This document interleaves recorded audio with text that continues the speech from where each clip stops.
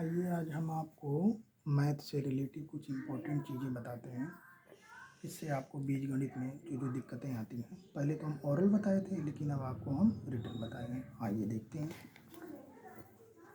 देखिए, जैसे आप x को अगर प्लस करते हैं, हमेशा याद रखिए, तो ये x आप जोड़िए 1 2, तो इसका मतलब इधर हो गया 2x।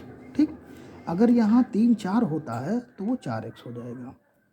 अब मान लीजिए 2 है, अब मान लीजिए आप x plus x plus x plus x, तो 1 2 3 4 आपको क्या कर देना है 4x। ठीक है, अब क्या होता है कि अभी तो ये अल्फ़ाबेट वाले वर्ड हैं।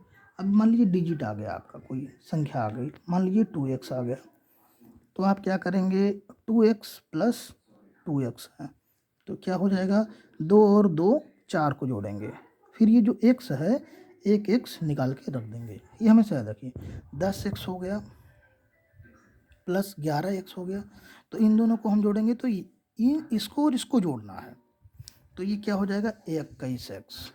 तो इस तरह से आप इससे रिलेटिव जो भी पूछना है हमसे पूछ सकते हैं। अब हम माइनस में आते हैं। माइनस में क्या है, अगर हम x माइनस एक्स को करते हैं तो ये क्या है, कोई भी डिजिट या कोई भी संख्या या कोई भी अल्फ़ाबेट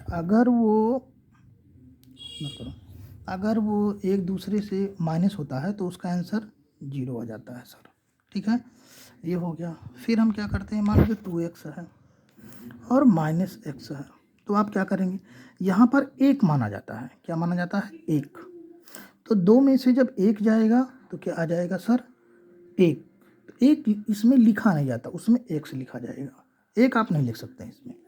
अब मान लीजिए 10x है, फिर माइनस 5x है, तो हम क्या करेंगे, 10 में से 5 गई 5, यहाँ पर आ जाएगा आपका 5x। इस तरह से ये माइनस हो गया, कैसे भी होगा इसी से रिलेटिव ही लगेगा बीजगणित। अब मान लीजिए, अब हम बात करते हैं मल्टीप्लाई की।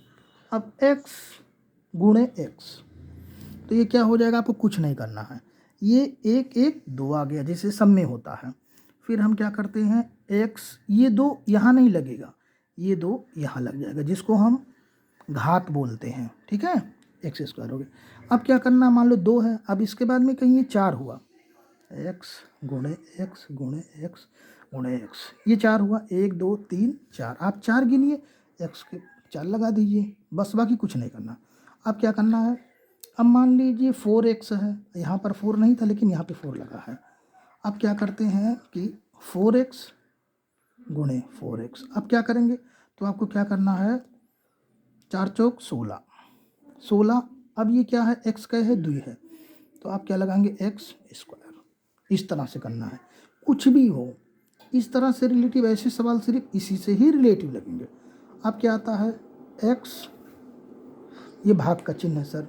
अब क्या करेंगे, जब इससे इसमें भाग होता है तो उसका आंसर 1 आ जाता है। ठीक है, 1 आ जाता है। अब इसको कभी कदार ये इस तरह दिया रहेगा, लेकिन ज़्यादातर आपका ये इस तरह से, ये दोनों का मतलब सेम है, ये कटा 1 आ गया, इन दोनों का मतलब सेम है।